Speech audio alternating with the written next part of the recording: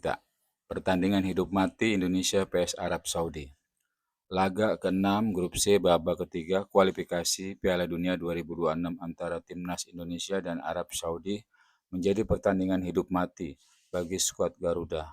Pertandingan akan digelar di Stadion Utama Gelora Bung Karno, Jakarta pada Selasa 19 November 2024 pukul 19.00 WIB. Kemenangan adalah target mutlak bagi Indonesia untuk menjaga asa lolos ke Piala Dunia 2026. Situasi terkini Grup C.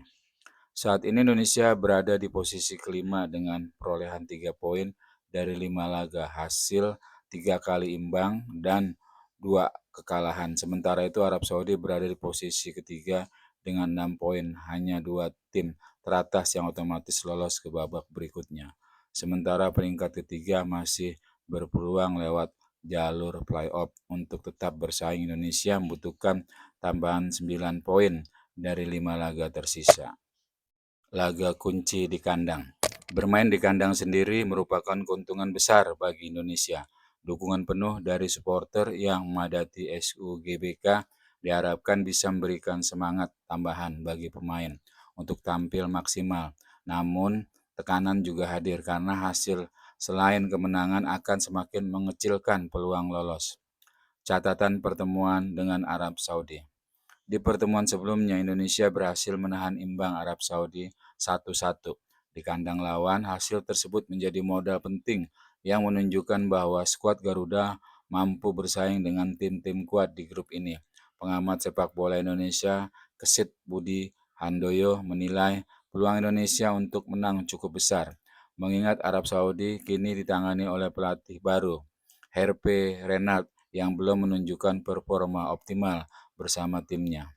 Kesit menyebut hasil imbang 0-0 Arab Saudi melawan Australia di laga terakhir menunjukkan bahwa tim tamu masih mencari bentuk permainan terbaik.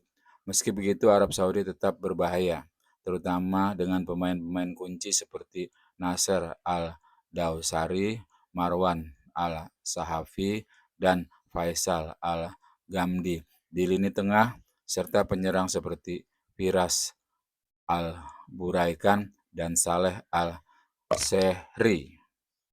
Strategi dan formasi. Pelatih Sintayong juga kemungkinan akan menurunkan formasi 4-3-3, mengandalkan permainan agresif sejak awal untuk mengejar gol cepat. Pemain kunci Indonesia. Mark Klok akan menjadi pusat pengatur serangan di lini tengah. Asnawi Mangkualam dan Pratama Arhan diharapkan bisa menambah dimensi serangan dan sektor sayap. Witan Sulaiman dan Ramadan Sananta di lini depan diharapkan bisa memanfaatkan peluang dengan efektif. Arab Saudi di sisi lain kemungkinan akan bermain lebih pragmatis dengan formasi 4-2-3-1, fokus pada serangan balik cepat. Mereka memiliki pengalaman dan kualitas individu yang bisa menyulitkan pertahanan Indonesia jika lengah. Faktor penentu kemenangan. 1. Efektivitas serangan.